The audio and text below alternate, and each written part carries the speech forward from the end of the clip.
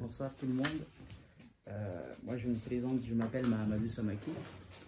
Je suis militant politique, membre de l'URD, Union pour la République et la démocratie, principal parti politique malien de l'opposition. Je vous remercie très sincèrement, vous principalement Raymond Maillard, de m'avoir donné l'opportunité de m'exprimer sur ce sujet brûlant, la guerre au Mali. Alors, le sujet qu'on va ensemble développer ce soir porte effectivement sur la situation sécuritaire du Mali. Et tel que vous l'avez formulé, le Mali, la France doit-elle partir? Alors, je pense qu'avant cette journée, on a eu une petite discussion par rapport aux grandes lignes qu'il faut effectivement toucher. Et on avait dit qu'il fallait effectivement parler de l'histoire politique du Mali. C'est très important, parce que je pense que cette partie de l'histoire moderne du Mali n'est pas assez connue ici. Il serait effectivement important, avant de débattre du thème du jour, de faire un petit développement là-dessus. Alors, par rapport à ça, il faut savoir que le Mali moderne, c'est-à-dire le Soudan français qui est devenu le Mali, est apparu en 1960, après la scission de la Fédération du Mali avec le Sénégal. Bon, on ne va pas rentrer dans les détails, mais la fédération n'a pas du tout duré. C'était en 1960, et le 22 septembre déjà, après cette scission, le président Modibo Keïta avait déclaré l'indépendance du Mali à Bamako, et à travers cette déclaration, il était devenu le premier président en République du Mali. Alors, et très rapidement, vous savez, quand vous créez un nouveau État, il faut courir vers la reconnaissance des autres États.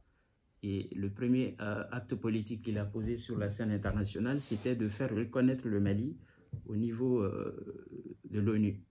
Le 29 septembre, si mes mémoires sont bonnes, le Mali a adhéré à l'ONU comme 98e État de l'Organisation universelle.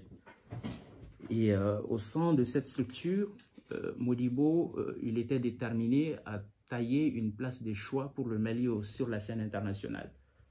Il a beaucoup travaillé, notamment au sein de ce qu'on appelait à l'époque, au sein de l'ONU, le mouvement des non-alignés, avec l'ancien président indonésien et ses pairs africains, David Sukarno, je crois, et aussi ses pairs africains, Sékou Touré, Kwame Nkrumah, que vous connaissez certainement, mais également du béninois Mathieu Krikou, je pense. Voilà. Et c'est des hommes politiques qui partageaient à peu près la même idéologie politique et le même combat, menaient le même combat que Modibo Keïta, c'est-à-dire le panafricanisme. Ouais. Donc ils étaient beaucoup opposés à l'impérialisme africain, à l'impérialisme de l'ancien colon et des puissances à l'époque qui guettaient pas mal les ressources de l'Afrique. Et il a mené beaucoup de combats dans ce sens avec les Sékou Touré et Kwame Nkrumah. Alors, l'option politique qu'il avait choisie après la déclaration d'indépendance, c'était le socialisme.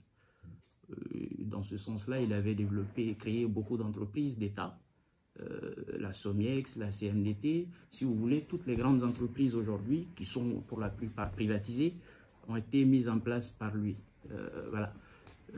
Il avait aussi créé le franc CFA en 1960, le franc malien en 1962, c'est-à-dire 2 ans après la création du Mali. Et en termes de parité à l'époque, le franc malien, un franc malien, c'était l'équivalent d'un franc CFA. Mais le franc CFA, le socialisme, ce n'était pas du goût non seulement de l'ancien colon, mais également, il y avait beaucoup de Maliens qui étaient opposés à cela, notamment les grands commerçants, qui eux, ça ne les arrangeait pas du tout. Donc, les contestations sociales vont commencer à naître à Bamako contre le régime. Il y en a même qui vont jusqu'à faire des déclarations d'allégeance à l'ancien colon, notamment des grands commerçants. C'était suite à une manifestation de juillet 62 il y a eu clairement des manifestants qui sont dirigés vers, en passant devant l'ambassade de France, ont fait quelques déclarations d'allégeance, comme si ils regrettaient d'avoir suivi Modibo Keïta avec la démarche indépendantiste. Et ensuite, 63, déjà, on a la première rébellion, une rébellion notamment du Nord, hein, indépendantiste également, qui sera gérée par Modibo Keïta avec beaucoup de responsabilités, avec un peu de rigueur, mais avec le sens de l'État, et très rapidement. Et pendant qu'il y avait justement la rébellion, les contestations ne cessaient pas. Et tout cela va aboutir en 1968 par un coup d'État mené par Moussa Traoré avec le CMLN, le comité militaire pour le salut du le comité militaire pour la libération nationale, avec à sa tête Moussa Traoré et quelques officiers de l'armée malienne. Alors, quand il y a coup d'État, suppression de la Constitution, et la Constitution de 1960 a remplacé tout de suite par l'ordonnance numéro 1 du CMLN. Bon, le retour, déjà avec Modibo Keïta, on avait quelques partis politiques. Ces partis politiques sont supprimés. Le système du parti unique est instauré et le poste du gouvernement est supprimé. Donc c'est le retour en arrière, c'est la dictature. Et ça va durer 23 ans, jusqu'à 1992. Et là, je ramasse un peu l'histoire. 92, un autre coup d'État contre Moussa Traoré, mené cette fois-ci par un comité de jeunes militaires, avec à sa tête l'ancien aide de camp, je crois, du président lui-même, Amadou Toumani Touré. Ce coup d'État était mené par le comité de transition qu'il a mené, s'appelait le CTSP, le comité militaire, pas de transition. Donc le CTSP, comité de transition pour le salut du peuple. Et donc le comité va promettre à la population qu'il rendra bien évidemment le pouvoir après avoir organisé des élections. À l'époque, on avait du mal à les croire. Ça ne s'était jamais produit en Afrique. Mais effectivement, ATT, il va le faire. 2 ans de transition, il organise une élection et il rend le pouvoir à Alpha Omar Konaré, qui sort gagnant des élections qu'il avait organisées. Donc le Mali, en 92, rentre en plein pied avec, dans la démocratie. Alpha Omar Konaré, 10 ans, et le retour d'Amadou Toumani Touré, celui qui a assuré la transition, comme s'il y avait une passe millimétrée. Il revient aux affaires, il fait 10 ans, et vers la fin, effectivement, on va rencontrer quelques difficultés, notamment au nord. 2006, on commence déjà à avoir des rébellions au nord du Mali, qu'il va effectivement réussir à calmer. Mais vers la fin du mandat, effectivement, avec la crise libyenne, la même rébellion va éclater. Et là, cette fois-ci, ça sera suivi par un coup d'État. À 3 mois de la fin du mandat d'Ibrahim Bouba, de Amadou Toumani Touré. Et voilà le Mali qui déjà avait des problèmes au nord du Mali, au nord du pays, va avoir à Bamako un problème politique, et la conséquence, vous la connaissez, c'est tout ce que nous connaissons aujourd'hui. Alors, ça c'était un peu un ramassé de l'histoire du politique du Mali, et on va parler maintenant de la crise proprement dite. Donc, la crise a eu lieu de coup d'État. Vous savez, il y a des instruments au sein de la CEDEAO qui interdisent le coup d'État. Donc quand il y a coup d'État, tout de suite, il y a une pression internationale qui s'exerce sur les militaires. Effectivement, la CEDEAO a joué un grand rôle pour effectivement faire reculer les militaires, le capitaine Sanogo et ses amis, et en la faveur d'un accord qui sera signé à Ouagadougou et qui permettra bien évidemment le retour à l'ordre constitutionnel. C'est ce qui va amener le président Dionkunda à la tête du pays. Bon, il va avoir lui aussi quelques difficultés puisque le président ATT, à la faveur d'une négociation avec la CEDEAO, avait fini par démissionner. C'est ce qui rendait, c'était la condition qui permettait au président de l'Assemblée nationale de venir s'occuper de la transition. C'est cet arrangement politique qui avait été trouvé. Mais le problème, c'est que dans la Constitution, il fallait qu'il organise les élections. Puisque quand la Constitution dit quand le président de la République est empêché de façon temporaire ou il démissionne, l'intérim est assuré par le président de l'Assemblée nationale et celui-ci a la charge d'organiser des élections dans un délai de 40 jours. Bon, la situation sécuritaire ne permettait absolument pas d'organiser une élection au Mali dans un délai de 40 jours. Et après 40 jours, on s'est retrouvé dans un vide juridique. Et il a fallu des négociations avec la CEDEAO et avec les partis politiques pour permettre effectivement à Dionkunda de continuer. Et il a effectivement continué. Entre-temps, ça n'allait pas au nord. Les rebelles qui s'étaient associés aux terroristes avançaient et occupaient des villes petit à petit. Bon, il y avait une urgence à trouver au problème sécuritaire.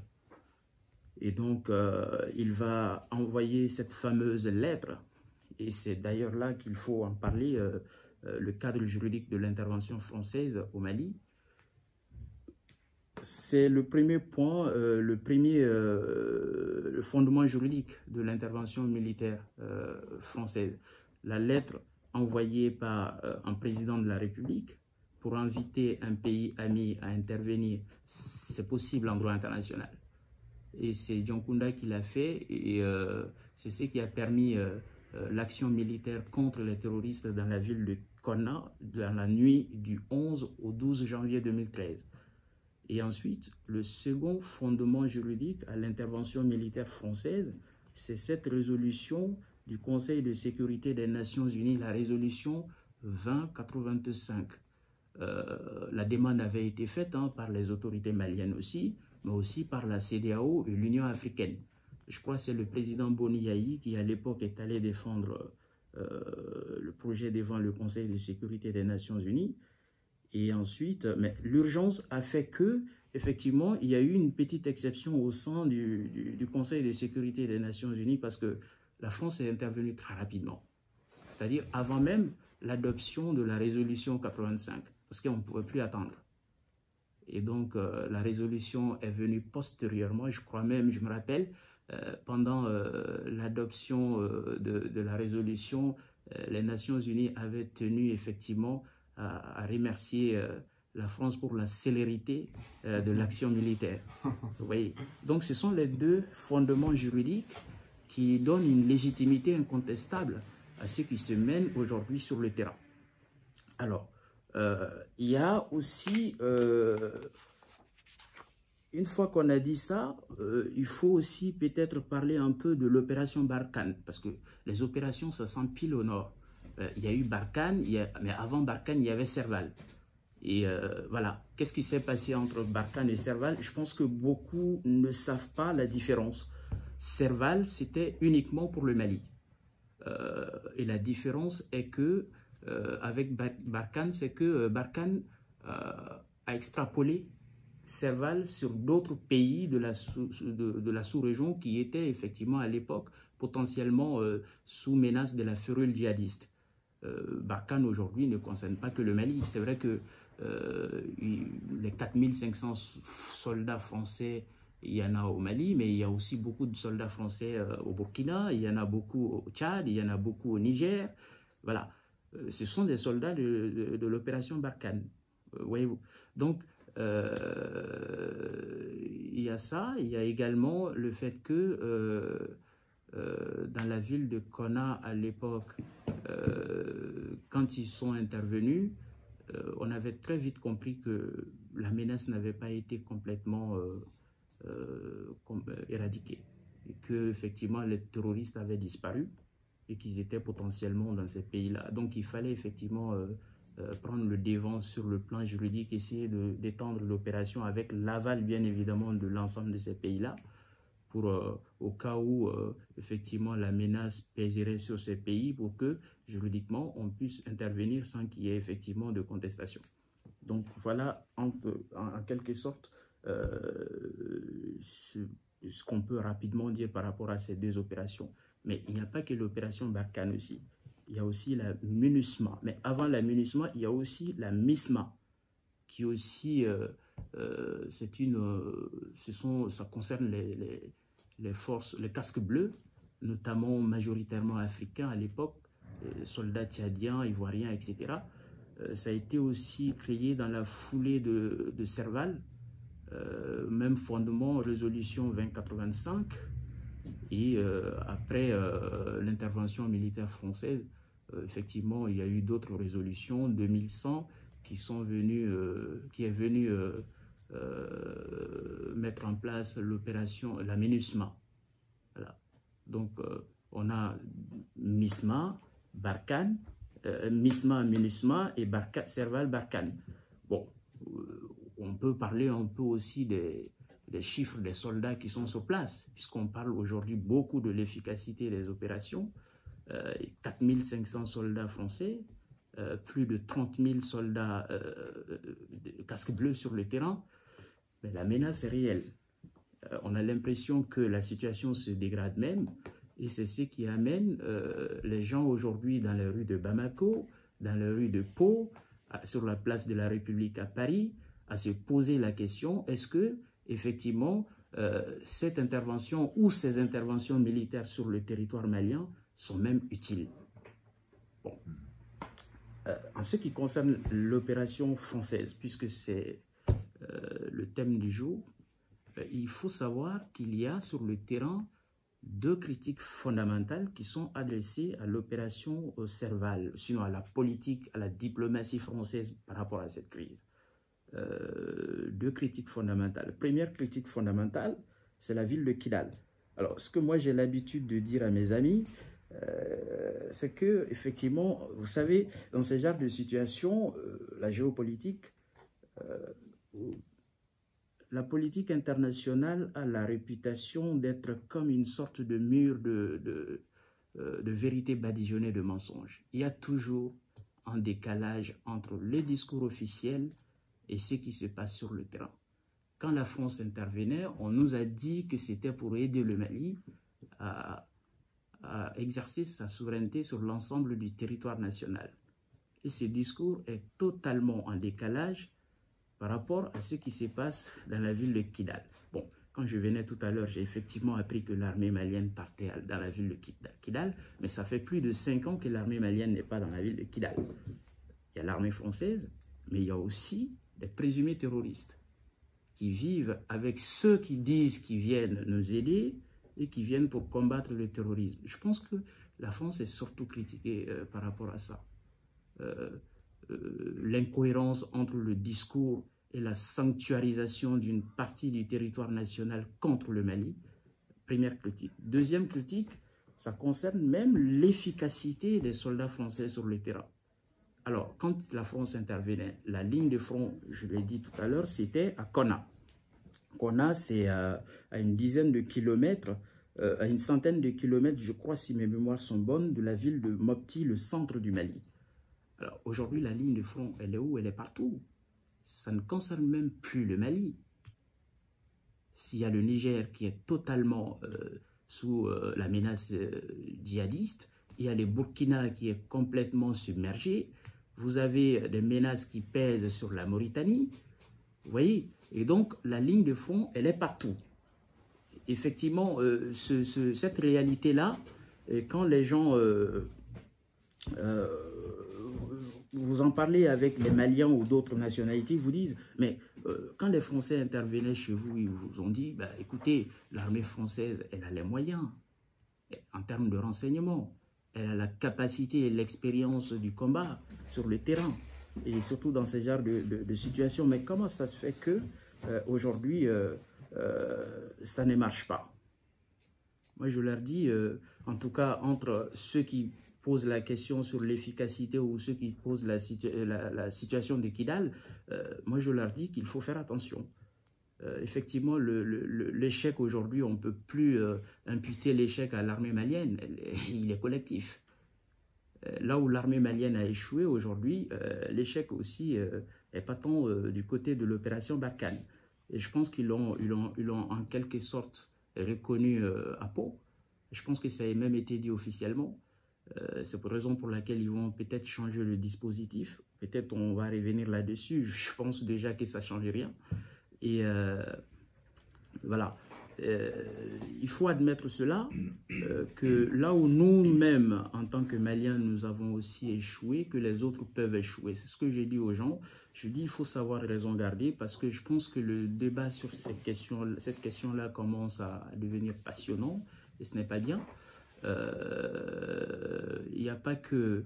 il faut peut-être poser le débat avec les partenaires. C'est dans ce sens-là, rassembler les partenaires, les différents partenaires qui interviennent dans cette crise pour essayer justement de discuter à fond et peut-être trouver des solutions communes, puisque l'échec, il est collectif. Donc, je pense que c'est comme ça qu'on pourra s'en sortir. Mais le problème, c'est aussi la gouvernance, la crise. On peut toujours critiquer les autres, et surtout quand ils ne sont pas irréprochables. On peut même refuser d'assumer sa part de responsabilité quand on ne veut pas être responsable. Mais il y a une réalité, c'est que, et surtout, il y aurait toujours une question qui reviendra à la face de nous en tant que Maliens, et surtout peut-être en tant que Sahéliens au-delà du Mali. Surtout au Mali, qu'avons-nous fait des 1,236 milliard destinés à l'armement et à l'équipement de nos soldats? Et la réponse à cette question, je pense qu'elle ne se trouve pas à Paris, encore moins aux États-Unis. C'est seulement Ibrahim Boubacar Keïta, président de la République, qui peut répondre à cette question. Parce que lui, il sait quelle utilisation il en a fait de l'argent des Maliens destiné à l'armement et à l'équipement de leurs armées militaires. Voilà. Et il y a cette question de gouvernance qui se pose. Nos partenaires ont du mal à croire, à savoir ce que nous voulons. C'est regrettable. Voilà. Et donc, quelques mots rapidement sur le G5 Sahel. J'ai toujours dit à mes amis que la régionalisation de la crise à travers la création d'une organisation internationale était une erreur. Pour la simple raison que ça nous menait tout droit au Conseil de sécurité des Nations Unies. Et tout ce qui concerne le Conseil de sécurité des Nations Unies, ce n'est pas facile, puisqu'il y a des mandats qu'il faut arracher. Puisqu'il y a des mandats qu'il faut arracher, il y a aussi, il n'y a pas que ça. Il y a aussi des guerres de positionnement, des jeux d'alliance, surtout au sein du Conseil de sécurité des Nations Unies, et des pays permanents qui peuvent vous bloquer, ils s'en fichent de ce qui vous arrive chez vous. Il y a une guerre d'ego entre eux, c'est ce qui les intéresse. Voilà. Et le G5 Sahel, la création d'une organisation internationale, ça nous amenait tout droit vers ça. Bon, on est parti. Effectivement, aujourd'hui, la réalité est que ce G5 Sahel a du mal à être opérationnel, justement à cause de ça. Parce que pour que le G5 Sahel soit efficace sur le terrain, il faut un mandat fort. Et c'est le Conseil de sécurité des Nations Unies qui donne, peut-être sous le chapitre 7 de la Charte des Nations Unies. Ça va être compliqué. Parce que déjà, les pays membres du G5 Sahel ne sont pas pays permanents. Ce qui veut dire que s'ils veulent peut-être aller au Conseil de sécurité des Nations Unies avec une telle demande, il faut le parrainage d'un pays permanent. Et logiquement, il y a la France qui est déjà là, qui a déjà pris officiellement le leadership du G5 Sahel, qui va certainement nous y conduire. Bon. Et je peux vous assurer que la France, en tant que... le leadership français à la tête du G5 Sahel, ça ne plaît pas à tout le monde, y compris chez les alliés traditionnels français. Je pense que les États-Unis aujourd'hui cherchent même à réduire leur présence militaire dans le Sahel. Bon, Au-delà même du cadre onusien, vous avez aussi l'Union européenne. L'Allemagne n'est pas totalement partant pour une présence militaire dans le Sahel. Je pense qu'ils l'ont dit. Moi, j'ai lu un rapport très récemment du Parlement allemand.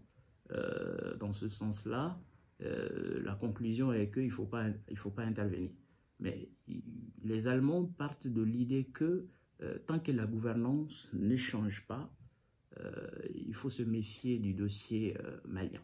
Toujours la problématique de la gouvernance, du régime en place. Et voilà. À côté de G5 Sahel, de Barkhane, on nous annonce aussi l'arrivée de Takuba. Voilà. Takuba, opération qui signifie sabre ou je ne sais pas quoi, en Touareg, en langue Touareg. Takuba, mais Takuba avec qui? Vous avez l'Allemagne qui dit Takuba est censé, bon, il faut peut-être spécifier, Takuba est censé regrouper les soldats européens. On va les envoyer renforcer Barkhane, peut-être remplacer Barkhane, je ne sais pas. Mais Takuba avec qui? Vous avez l'Allemagne qui vous dit je ne suis pas prêt pour y participer. L'Allemagne avec Matteo Salvini, il ne faut pas compter sur eux. Takuba avec qui? Moi, je me pose bien la question. Et d'ailleurs, Takuba s'inscrit dans une logique qui consiste à dire qu'il faut peut-être toujours privilégier l'option militaire. Moi, je pense qu'aujourd'hui, je fais partie de ceux qui pensent que dans le cadre de la guerre contre le terrorisme, que la seule option militaire, peut-être, n'est plus efficace. En tout cas, peut-être n'a jamais été efficace. Quand on regarde un peu l'actualité, les Américains sont intervenus en Irak, peut-être avec beaucoup d'arrogance. Je me rappelle un peu du contexte, avec le refus de la France de les accompagner dans ce bourbier. Et aujourd'hui, ils sortent par la toute petite porte. Le Parlement, vous connaissez un peu l'actualité, a voté une loi, a pris une décision, a demandé à l'exécutif vraiment de mettre un terme à la présence. Ils sortent vraiment par la toute petite porte. Et en Afghanistan, on parle aussi du retrait. Voilà, ça pose effectivement la question sur l'efficacité de la seule option militaire dans le cadre de la lutte contre le terrorisme. Et moi, je pense que à côté de l'option militaire, que je n'écarte pas, mais il faut peut-être accompagner l'option militaire par d'autres actions. Par exemple, l'idée qu'à l'époque François Hollande avait émise ici me plaisait beaucoup, des campagnes de radicalisation. Je pense que c'est ce qu'il faut peut-être dans le Sahel, parce que le terrorisme se nourrit beaucoup, contrairement au Moyen-Orient, peut-être au Moyen-Orient, mais beaucoup dans le Sahel, à travers l'ignorance des gens. Là, on est sur une idéologie religieuse que les gens ne maîtrisent pas. On sort de nulle part, on vous dit bah, ce que vous faites là, c'était pas bien, et c'est maintenant qu'il faut faire. Et la difficulté, c'est que ce qu'ils proposent ne va pas du tout avec l'état de droit, ne va pas avec la démocratie, avec beaucoup de choses. Ce qu'ils proposent, c'est la violence, c'est les massacres. Voilà. Donc je pense que sur ce terrain-là, il faut peut-être aussi les contre-attaquer, mener et accompagner les actions militaires par une véritable campagne d'information par rapport à un certain nombre de choses dans les zones touchées. Ça, par exemple, on n'en parle pas beaucoup, mais par exemple, dans le cadre du Mali, on pourrait d'ailleurs utiliser nos chefs religieux qui sont à Bamako et qui se font la guéguerre tous les jours inutilement. En tout cas, il y en a qui ont des idéologies qui vont bien avec l'état des droits, qui sont subordonnés à l'État. Mais là aussi, il faut faire attention parce que il y en a qui ont une pratique religieuse qui, à mon avis, mérite d'être regardée de près et ne doivent nullement être associés à ce que je suis en train de proposer. Voilà. Voilà de façon très ramassée Je pense qu'on rentrera peut-être dans les détails, dans les discussions. Voilà en tout cas ce que j'ai pu trouver pour vous ce soir par rapport au thème du jour. Merci beaucoup. Merci.